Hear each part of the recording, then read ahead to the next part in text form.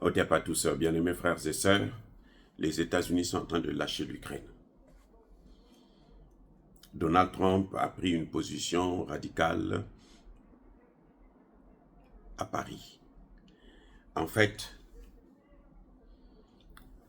je vous avais déjà dit, et ça se confirme maintenant, je vous avais dit qu'il y a deux choses qui ont poussé Macron à inviter Donald Trump.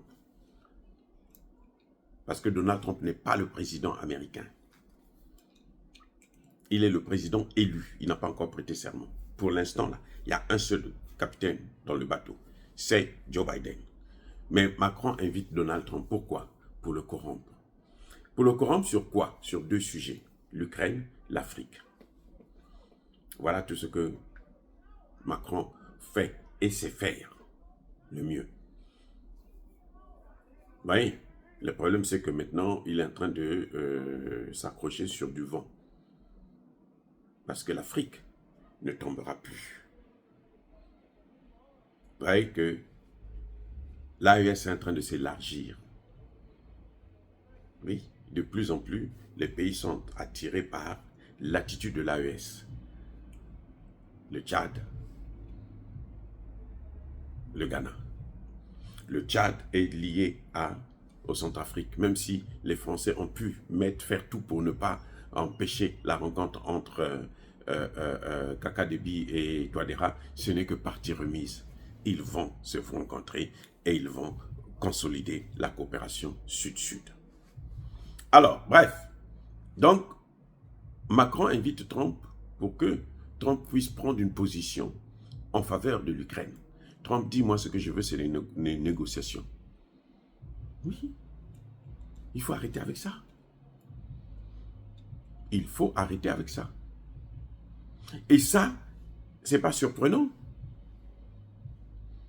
Vous savez pourquoi? Parce que la Russie a gagné la guerre. Trump le sait.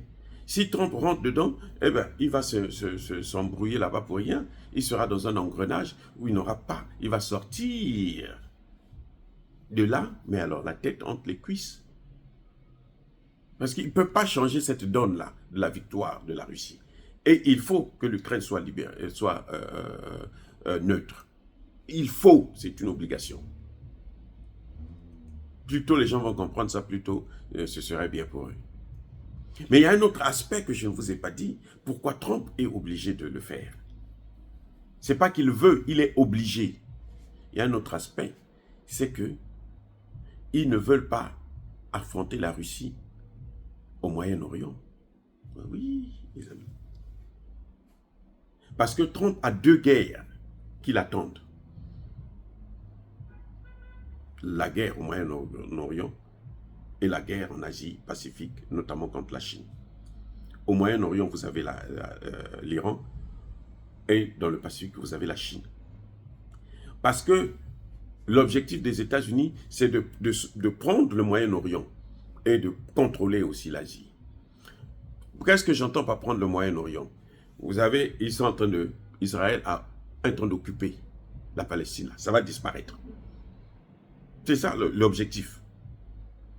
La Palestine, le Liban, ils vont tous disparaître. La Syrie est rentrée dans le jeu. C'est fini. La Syrie a signé son arrêt de mort. Surtout si la base militaire russe quitte là, c'est fini, on n'en parlera plus. Le gars que vous avez vu là, celui que je recherchais là, dont la tête avait été mise à prix à 10 millions de dollars américains, Djwalani là, ça dit que si il ne se ressaisit pas, vous allez voir, la Syrie va être balayée. Parce qu'ils veulent l'Iran. Ils sont en Irak, ils sont en Syrie, en Palestine, au Liban. Donc, l'Iran est exposé. L'Iran est exposé. C'est maintenant une ligne droite pour aller en Iran. Et lui, qui a pris le pouvoir là, lui aussi, il veut neutraliser l'Iran. Mais la Syrie va disparaître. Parce que, vous savez quoi? L'Arabie Saoudite qui a signé des accords avec Israël, la Turquie qui a signé des accords avec Israël, Mais ils sont en train de les attendre au tournant. Leur tour arrivera, les amis. Leur tour arrivera. C'est un principe qu'on appelle le karma.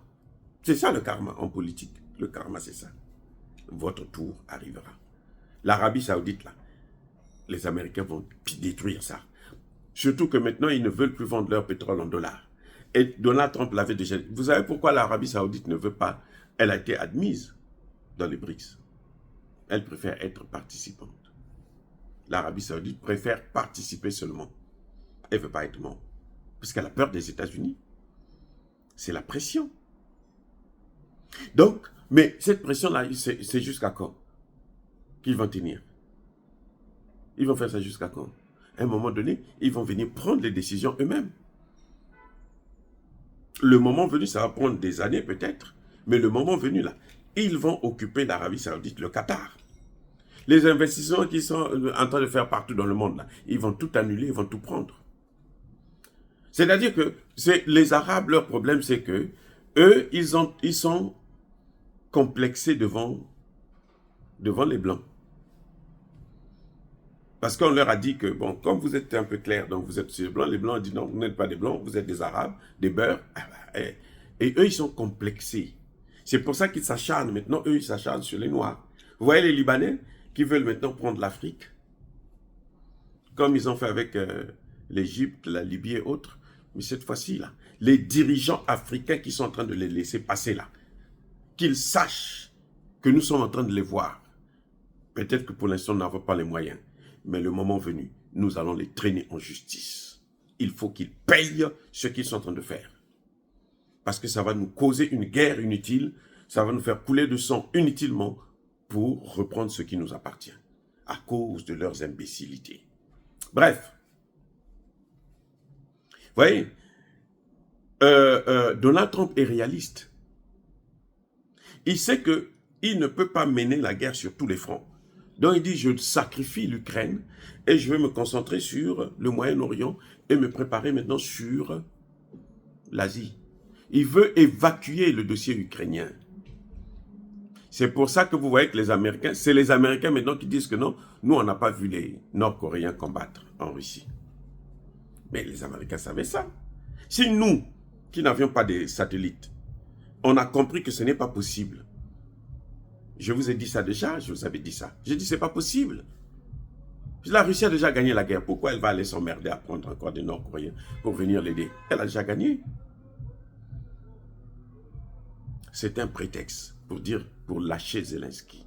Et si Zelensky ne comprend pas très tôt pour négocier avec Poutine, parce qu'il y a eu plusieurs étapes de négociation qui ont été bloquées par les Occidentaux. S'il ne le comprend pas, ben il comprendra ça à ses dépens. Il payera ça, le prix cher.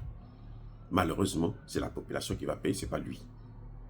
La reconstruction de l'Ukraine vaut 700 milliards de dollars. Ils vont voir ça où? L'Ukraine est un pays endetté. Donc pendant au moins 20 ans, l'Ukraine sera une colonie des États-Unis. Oh, les Américains, ils sont bons. Ils sont bons, ils sont bons. Même là, je suis large, je suis gentil pour dire 20 ans. Vous avez pendant au moins 100 ans. L'Europe, là, vient de terminer la dette. Hein. Le plan Marshall, l'Europe. Ils viennent à peine de terminer la dette, il n'y a même pas 10 ans. Mais vous croyez que Zelensky, c'est gratuit? Non, ils vont payer ça. Et comme ils sont tellement corrompus et pauvres, ben, ils en auront au moins pour 100 ans. Les gars, soyez bénis, abondamment bénis par le Dieu des Kémites et par nos ancêtres angélisés. Mais que tous ceux qui persécutent le continent africain, le pillent, le déstabilisent, qu'ils soient noirs, blancs, chinois, arabes, juifs, indiens, qui qu'ils soient punis, maudits, foudroyés, neutralisés, écrasés, effacés par le Dieu des Kémites et par nos ancêtres angélisés. Vive l'Afrique éternelle, j'ai dit et j'assume.